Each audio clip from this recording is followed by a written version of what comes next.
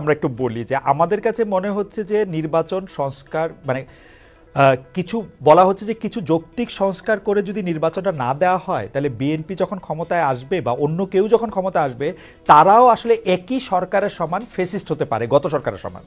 তো সেইটা চিন্তা করে তাদেরকে সংস্কারের কথা বলা হচ্ছে। আমি এটার সঙ্গে একেবারেই একমত নই। আমি ঘোরতর আপত্তি জানাচ্ছি, তীব্র প্রতিবাদ জানাচ্ছি। বিএনপির সঙ্গে ফ্যাসিস্ট আওয়ামী লীগের তুলনা করার কোনো কারণই থাকতে পারে না। কারণ বিএনপি ইজ এ পার্টি, যে দলটা বহুদলীয় গণতন্ত্র নিয়ে এসেছে। আওয়ামী লীগ একদলীয় শাসন ব্যবস্থা বাকশালে ছিল, আমরা বহুদলীয় গণতন্ত্র নিয়ে এসেছি। আমরা সংসদীয় গণতন্ত্র নিয়ে এসেছি, ম্যাডাম জিয়া নিয়ে এসেছেন।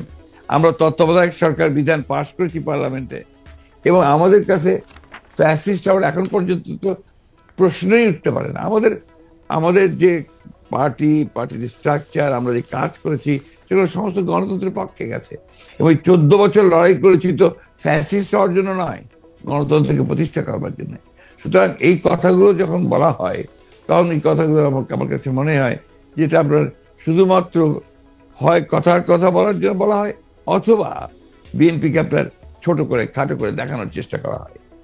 কিন্তু এইখানে তো পাশাপাশি আরো দুটো সত্য আছে। একটা সত্য হচ্ছে যে বিএনপিও তো আসলে ক্ষমতায় ভারসাম্যের কথা বলছে, এবং সেই ক্ষমতায় ভারসাম্যের কথা বলতে গিয়ে এই প্রধানমন্ত্রী, উপপ্রধানমন্ত্রী, রাষ্ট্রপতি, উপরাষ্ট্রপতি জাতীয় সংস্কারের কথা বলছে, এই বিষয়টি যেমন আছে। এবং বিএনপিও রাষ্ট্র ক্ষমতায় ছিল, তখনও বিএনপিতে আসলে ক্ষমতার ভারসাম্য আছে কিনা সেটা নিয়ে প্রশ্ন উঠেছে।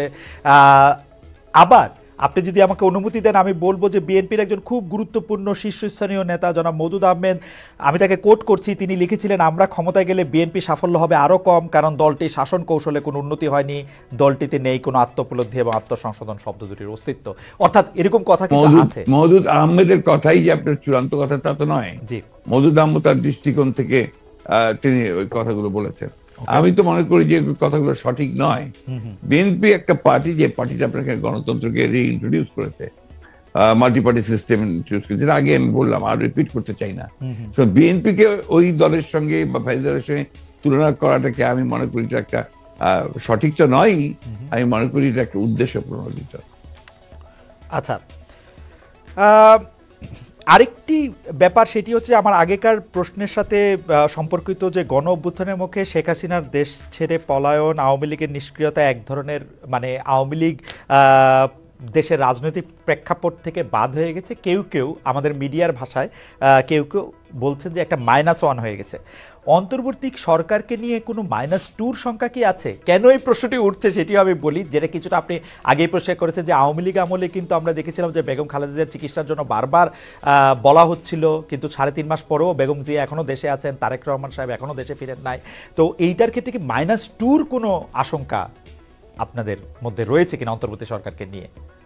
এই -2 তো এসেছিল আপনার